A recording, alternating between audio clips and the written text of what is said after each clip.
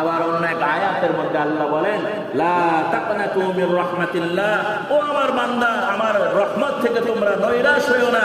জমিন থেকে আসমান পর্যন্ত যদি তুমি হাজার অন্যায় আর অপরাধ করে আমার কাছে আসো, এটা জেনে রাখো আমি জমিন থেকে নিয়ে সাত আসমান পর্যন্ত তোমার কাছে রহমতের ভান্ডার নিয়ে হাজির হয়েছে।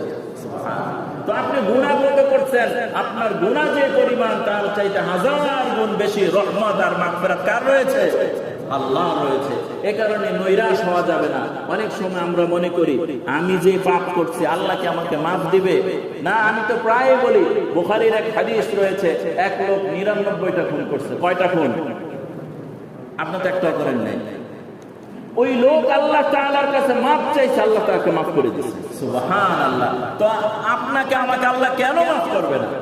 আরেক হাদিসের মধ্যে রয়েছে, আমি বান্দা বানিয়েছি, এ বান্দা যদি অপরাধ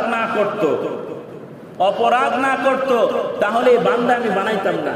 আমি এমন এক বান্দা, এমন এক সৃষ্টি বানাইতাম যারা ভুল করবে আর তওবা করবে, আর আমি মালিক তাকে মাফ করে দেব।